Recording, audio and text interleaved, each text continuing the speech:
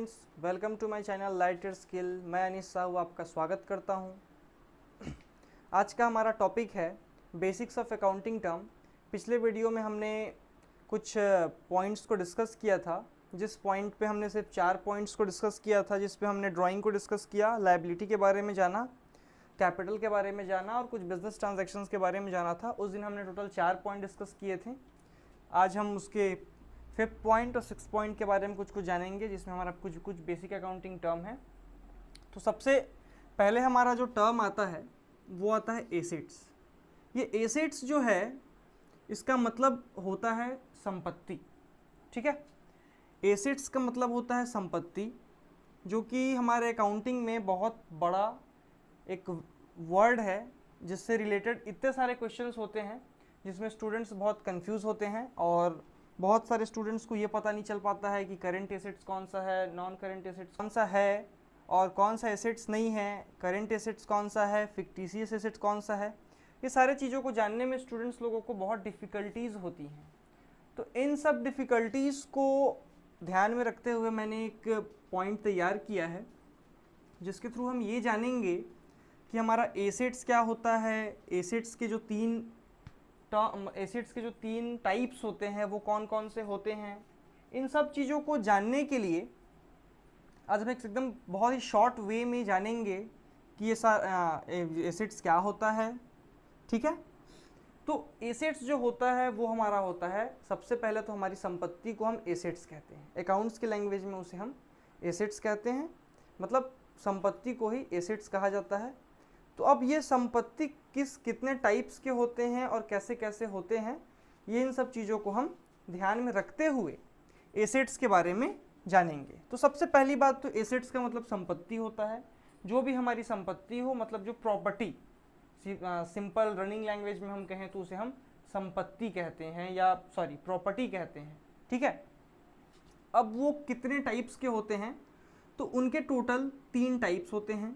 ठीक है, एक होता है नॉन करेंट एसेट्स, एक होता है करेंट एसेट्स, एक होता है फिक्टिशियस एसेट्स। ठीक है, अब बहुत लोगों को कंफ्यूजन ये होता है कि non current assets, current assets, fictitious assets होता क्या है। ठीक है, तो नॉन करेंट एसेट्स जो हमारा होता है, वो पहली बात तो हमें नॉन करेंट का मतलब जानना है। एसेट्स का मतलब तो हम जानते हैं कि हमारी संपत्ति है, हमारी प्रॉपर्टी है, हमारी बिलोंगिंग्स जो भी हैं उसे हम एसेट्स कहते हैं। ठीक है, तो ये जो नॉन करेंट का मतलब है ये क्या है, तो अकाउंट्स के लैंग्वेज में आप लोग अपने दिमाग में ये चीज़ बैठा लीजिए कि जिस चीज़ को वो अकाउंट्स के लैंग्वेज में अगर करेंट कहा गया है, मान लीजिए किसी चीज़ को अकाउंट्स के लैंग्वेज में अगर करेंट कह रहे हैं, ठीक है, तो उसका मतलब होता है लेस देन 1 ईयर, मतलब ओनली 12 मंथ्स। ओके, करेंट का मतलब होता है सिर्फ 12 महीने। 12 महीने के अंदर ही वो सारे काम को कंप्लीट किया जाएगा, मतलब with in 1 accounting period. Okay, current का मतलब ये होता है अकाउंट्स के लैंग्वेज में, जब करेंट का यूज़ किया जाए या नॉन करेंट का यूज़ किया जाए तो उसका अलग मीनिंग है। करेंट का बेसिकली मतलब होता है 12 महीने, और नॉन करेंट का जो मतलब है, नॉन करेंट का मतलब होता है हमारा more than 12 month. More than 12 month मतलब 12 महीने से ज़्यादा। आप लोग इस चीज़ को ध्यान में रखिएगा, जहाँ भी करेंट वर्ड का यूज़ हो, नॉन करेंट वर्ड का यूज़ हो, सीधे अपने दिमाग में ये देख लीजिएगा, ये शॉर्ट टर्म के लिए है, ये लॉन्ग टर्म के लिए है। लॉन्ग टर्म का जो भी चीज़ होता है वो मोर देन 12 मंथ्स के लिए होता है, मतलब 1 साल से हो सकता है वो 5 साल के लिए हो, 2 साल के लिए हो, 10 साल के लिए हो, वॉट एवर। ठीक है, लेकिन करेंट का मतलब होता है with in a year. Okay, मतलब लेस देन अ ईयर, मतलब 12 महीने से कम। वो हो सकता है 1 महीने से 10 महीने तक का हो, 12 महीने का हो, 9 महीने का हो, 10 मंथ्स का हो, 5 मंथ्स का हो, कुछ भी ये हो सकता है।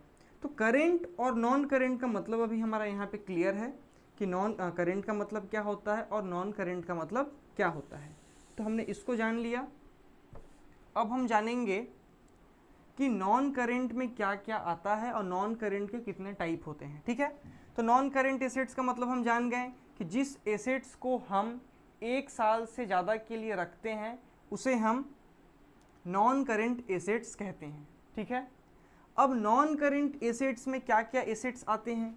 तो एक हमारा होता है टेंजिबल एसेट्स और एक होता है हमारा इनटेंजिबल एसेट्स। ठीक है, तो टेंजिबल एसेट्स हमारा क्या क्या होता है? तो टेंजिबल एसेट्स वो एसेट्स हमारा होता है जो एसेट्स को हम छू सकते हैं, देख सकते हैं। ठीक है, वो चीज़ हमारा टेंजिबल एसेट्स होता है, जिसको हम देख सकते हैं और छू सकते हैं। ठीक है, सिंपल से लैंग्वेज में हमको कोई अकाउंट्स के बहुत ज़्यादा टेक्निकल वर्ड्स में नहीं जाना है, या हमको बिल्कुल ये नहीं जानना है कि सर इसका डेफिनेशन क्या है। नहीं, हमको इस वीडियो में यही जानना है कि टेंजिबल एसेट्स क्या होता है, इनटेंजिबल एसेट्स क्या होता है। कभी भी किसी चीज़ को रट्टा मारने से या किसी चीज़ को याद कर लेने से वो कॉन्सेप्ट नहीं होता है। हम एक बार उसका मतलब जान लिए तो हमें हमेशा याद रहेगा। ठीक है, हमको बस इसी चीज़ पे याद रखना है कि हम कॉन्सेप्ट को समझें और हमें वो हमेशा याद रहे। तो बस हमें यही याद रखना है कि टेंजिबल एसेट्स क्या होते हैं। तो जिस एसेट्स को हम जिस एसेट्स को हम छू सकते हैं और देख सकते हैं वो हमारा टेंजिबल एसेट्स होता है। जैसे कि हमारा लैंड है, देख सकते हैं, हम छू भी सकते हैं, भाई ज़मीन है। बिल्डिंग, भाई वो फिजिकली हमारा स्ट्रक्चर है, एक फिजिकल स्ट्रक्चर है, खड़ा है, तो उसको भी हम देख सकते हैं, तो वो हमारा एक टेंजिबल एसेट्स है। ठीक है, अब इनटेंजिबल एसेट्स क्या होता है? तो इनटेंजिबल एसेट्स वो होता है जिस एसेट्स को हम देख या छू नहीं सकते हैं, मतलब जिसको हम देख नहीं सकते या छू नहीं सकते, लेकिन उसे हम महसूस कर सकते हैं। We can feel it. ठीक है, वी कैन फील इट। तो इनटेंजिबल एसेट्स उसको कहा जाता है। अब यहाँ पे बारी आती है इनटेंजिबल एसेट्स क्या क्या हो सकते हैं। तो इनटेंजिबल एसेट्स में होते हैं हमारे पेटेंट्स, गुडविल। ठीक है, अब पूछेंगे कि पेटेंट्स क्या होता है सर, गुडविल क्या होता है? तो जो पेटेंट्स है, ठीक है, पेटेंट्स जो है ये एक बहुत ही बड़ा इसका मीनिंग होता है। इसके लिए हो सकता है कभी कभी झगड़ा भी होता है बहुत लोगों के बीच में। तो ये जो पेटेंट्स होता है, ये पेटेंट्स एक अपना एक वैल्यू रखता है। जैसे कि आप पेटेंट्स क्या होता है, तो पेटेंट्स जो है, मान लीजिए सपोज एक एग्जांपल, ठीक है, मान लीजिए किसी ने किसी एक बीमारी का कोई एक मेडिसिन तैयार किया या वैक्सीन तैयार किया। ठीक है, मान लीजिए उस वैक्सीन का नेम वैक्सीन ए है। ठीक है, सपोज उस वैक्सीन का नाम ए है और इसको किसने बनाया है? इसको राम ने इस वैक्सीन को बनाया है। ठीक है, राम ने उस बीमारी का पूरी तरीके से इलाज खोज लिया है और उसने उस वैक्सीन को बनाया है और उस वैक्सीन को हम वैक्सीन ए बोलते हैं। ठीक है, तो राम क्या करेगा? इसे पेटेंट करा लेगा। सबसे पहले इसको वो पेटेंट करा लेगा। अब पेटेंट कराने से उसके पास क्या क्या राइट्स आ जाएंगे? तो पेटेंट्स कराने के बाद उसके पास ये राइट्स होंगे कि वो जिस मेथड से और जिस रिसर्च के थ्रू उसने उस मेडिसिन को या उस वैक्सीन को उसने बनाया है, वो राम के अलावा और कोई दूसरा नहीं बनाएगा। सबसे पहले उसने ये पेटेंट, मतलब उसको अपने राइट्स को सिक्योर कर लिया कि उसके जो अधिकार हैं वो उससे कोई नहीं छीन सकता, क्योंकि उस मेडिसिन पे उसने मेहनत किया और उसने इसको बनाया, वैक्सीन ए को बना लिया।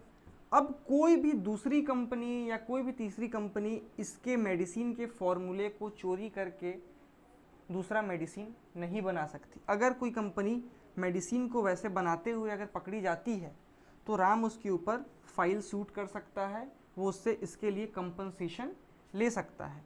तो ये जो पेटेंट है इसको हम देख नहीं सकते हैं, लेकिन वो पेटेंट है, उसका अधिकार है, बिना उससे पूछे उस चीज़ को कोई भी दूसरा आदमी नहीं कर सकता। तो ये तो हो गई पेटेंट की बात, एक सिंपल से लैंग्वेज में हमने जान लिया और डीपली इस पर घुसना नहीं है, क्योंकि पेटेंट से रिलेटेड हमारा इतना कोई खास क्वेश्चन आता नहीं है। बस पेटेंट्स क्या होता है ये हमको जानना था। अब आती है बारी गुडविल की। अब ये गुडविल क्या होता है, तो बहुत ही सिंपल शब्दों में हम जानेंगे।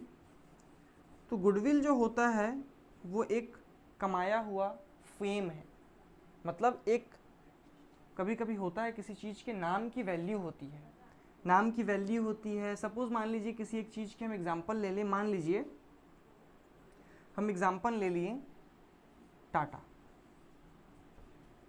ठीक, ये कंपनी है, रनिंग कंपनी है, बहुत बड़ी कंपनी है। मान लीजिए मैंने कोई एक प्रोडक्ट बनाया और उस प्रोडक्ट को मैंने टाटा का नाम दे दिया, तो जैसे ही मैं ये एक नाम दूंगा, नाम देते ही ये प्रोडक्ट बिकने लगेगा। क्यों? क्योंकि ये नाम बहुत ही फेमस है। ठीक है, तो इस नाम की जो गुडविल है इसका यूज़ भी कोई नहीं कर सकता है। ठीक है, तो ये होता है गुडविल जिसका हम नाम कमाए होते हैं। ठीक है, या फिर ऐसी कोई कंपनी जिसका बहुत ही ज़्यादा मार्केट में नाम हो, क्योंकि कभी कभी किसी किसी कंपनी को नाम बनाने में भी बहुत टाइम लग जाता है, तो उसकी वो गुडविल की वैल्यू कहलाती है। तो ये हो गया गुडविल। अब आ जाते हैं हम करेंट एसेट्स पे। करेंट एसेट्स क्या होता है हमारा? तो करेंट एसेट्स जो है वो लेस देन अ ईयर के लिए होता है, मतलब 1 साल से कम के लिए वो हमारे पास होता है। मतलब 12 महीने से कम के लिए जो एसेट्स हमारे पास होता है उसे हम करेंट एसेट्स कहते हैं। अब करेंट एसेट्स के अंदर में क्या क्या आएगा? तो करेंट एसेट्स के अंदर में आएगा डेप्टर। मान लीजिए बिजनेस में हमने किसी को कुछ सामान बेचा है और उससे हमको पैसा लेना है। हो सकता है मैंने उस सामान को उसको 1 महीने के क्रेडिट पे दिया हो या 1 महीने के लिए दिया हो, 1 महीने बाद वो मेरे को बेच के पैसा देगा, तो इस कंडीशन में उसे हम डेप्टर कहेंगे और वो मेरे एक अकाउंटिंग पीरियड के अंदर में वो पैसा हमको रिसीव करना है, तो ये डेप्टर होगा। जिससे जो पैसा हमारा लग रहा है वो हमारे लिए एसेट्स है, क्योंकि उससे हम पैसा ले लेंगे, वो हमारे से वो अपनी लायबिलिटी से फ्री हो जाएगा। उसके बाद होता है बिल्स रिसीवेबल। बिल्स रिसीवेबल को हम बिल ऑफ एक्सचेंज के चैप्टर में बहुत अच्छे तरीके से जानेंगे। फिलहाल हम ये जान लेते हैं कि बिल रिसीवेबल क्या है। तो बिल रिसीवेबल जो है, बिल्स रिसीवेबल जो है वो एक टाइप का लिखा हुआ नोट है जिसपे सामने वाला जो पार्टी है वो हमें लिख के देता है कि मैं इतना पैसा इतने दिनों में पे करूँगा। तो ये भी हमारा एक अकाउंटिंग पीरियड के अंदर में बिल्स हमारा जो है उससे हमको पैसा रिसीव होगा। तो ये तो हो गया हमारा बिल्स रिसीवेबल। अब आ जाते हैं फिक्टिशियस एसेट्स। फिक्टिशियस एसेट्स ऐसे तो अकाउंट्स के लैंग्वेज में बहुत कम यूज़ किया जाता है कि फिक्टिशियस एसेट्स होता क्या है, और फिक्टिशियस एसेट्स का बहुत ही कम यूज़ है। ठीक है, अब फिक्टिशियस एसेट्स का बहुत ही कम यूज़ होने के कारण बहुत सारे स्टूडेंट्स इस एसेट्स को सिंपली छोड़ देते हैं और ज़्यादा जानने की कोशिश नहीं करते हैं कि फिक्टिशियस एसेट्स होता क्या है। फिक्टिशियस एसेट्स वो एसेट्स होता है जिस एसेट्स का पैसा हमें सालों साल मिलता है, लेकिन ये फिक्टिशियस एसेट्स वो एसेट्स होते हैं जो हम पहले इन्वेस्ट करते हैं, उसके बाद इसका पैसा हमें साल दर साल, ईयर टू ईयर हमको ये रेवेन्यू के तौर पे देता है। तो अब इसके हिसाब से इसका एग्जाम्पल क्या होगा? तो इसका एक बहुत ही अच्छा एग्जाम्पल है डिफर्ड रेवेन्यू एक्सपेंडिचर। अब कन्फ्यूज़न तो फिर से हुआ कि ये डिफर्ड रेवेन्यू एक्सपेंडिचर क्या होता है ना? तो डिफर्ड रेवेन्यू एक्सपेंडिचर जो है इसके लिए एक बहुत ही अच्छा एग्जाम्पल है। मान लीजिए मेरे पास एक कंपनी है, कंपनी ए, और ये कंपनी जो है मान लीजिए क्या बनाती है, स्पाइसेस बनाती है, मसाले बनाती है, सब्जी में डालने वाले मसालों को बनाती है। ठीक है, अब ये तो हमारा हो गया, मसाला बनाती है हमारी कंपनी। अब मान लीजिए मेरा बिज़नेस बहुत छोटा है, छोटे से एरिया में है। अब इस बिज़नेस को मेरे को ऑल ओवर इंडिया स्प्रेड करना है। ऑल ओवर इंडिया मैंने इस बिज़नेस को स्प्रेड किया, तो स्प्रेड तो ऐसे होगा नहीं, इसके लिए मेरे को सबसे बड़ा चीज़ है एडवर्टीज़मेंट करना पड़ेगा। तो जब मैं एडवर्टीज़मेंट करूँगा, रोड में, दीवालों के ऊपर में मैं बैनर्स लगाऊंगा, पोस्टर लगाऊंगा, होर्डिंग्स रहेंगे, डैंगलर्स रहेंगे, बहुत सारी चीज़ मैं करूंगा। दीवालों के ऊपर में बड़े बड़े पेंटिंग्स बनवाऊंगा जिस पे मेरे कंपनीज़ के बारे में लिखा होगा कि हाँ ये मसाला है, एक बार खाइए, बार बार आइए, ये मसाले में ऐसा है स्वाद कि एक बार खाएंगे तो आप उंगलियां चाटते रह जाएंगे।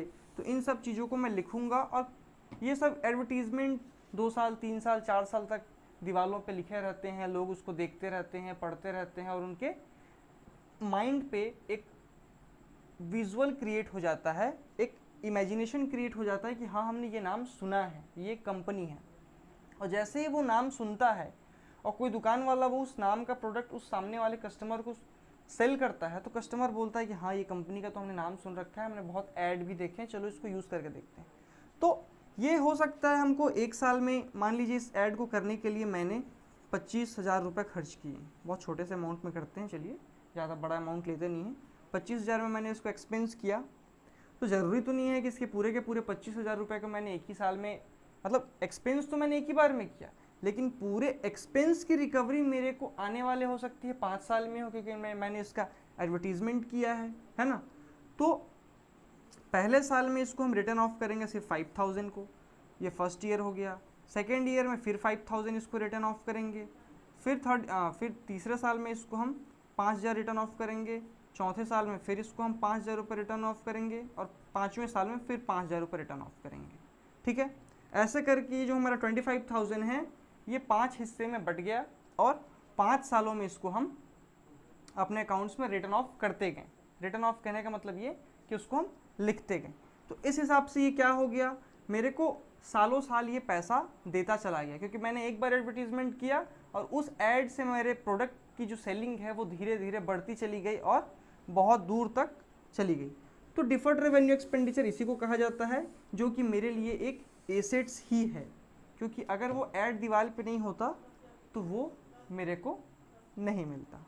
ठीक है, तो ये हो गया deferred revenue expenditure. Deferred revenue expenditure हमारा फिक्टिशियस एसेट्स होता है जो हमें सालों साल मिलता रहता है।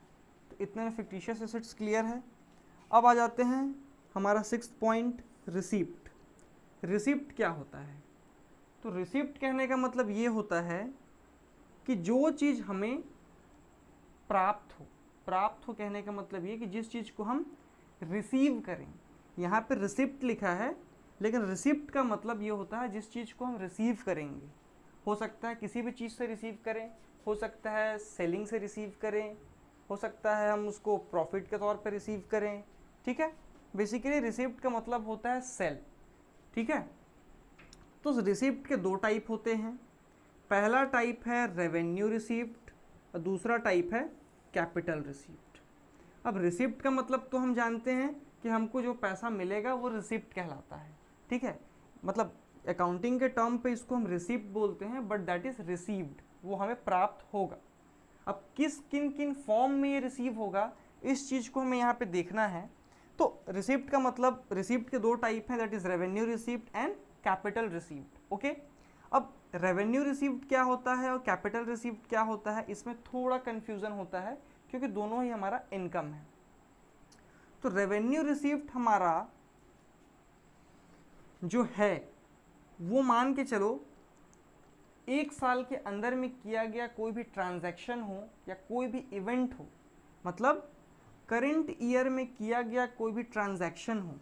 ठीक है, उस चीज़ को हम क्या बोलते हैं, रेवेन्यू रिसिप्ट बोलते हैं। मान लीजिए मैंने किसी प्रोडक्ट को बेचा और मुझे उससे कुछ प्रॉफिट मिला और कुछ पैसा मिला, तो वो हमारा रेवेन्यू रिसिप्ट। रेवेन्यू का मतलब होता है इनकम होता है जो कि हम जनरेट करते हैं किसी सामान को बेच के।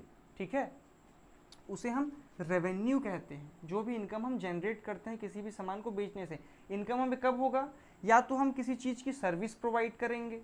सर्विस प्रोवाइड करेंगे कहने का मतलब ये कि हो सकता है मैं प्रोफेशन से डॉक्टर हूँ, हो सकता है प्रोफेशन से लॉयर हो, इंजीनियर हो, तो वो लोग कोई प्रोडक्ट को सेल नहीं करते हैं, वो अपनी सर्विस रेंडर करते हैं और वहाँ से वो इनकम जनरेट करते हैं स्किल्स की। दे आर स्किलफुल वर्कर, वो अपने स्किल्स के लिए पैसे को चार्ज करते हैं। ठीक है, तो उनके चार्जेस सर्विसेज के लिए होंगे।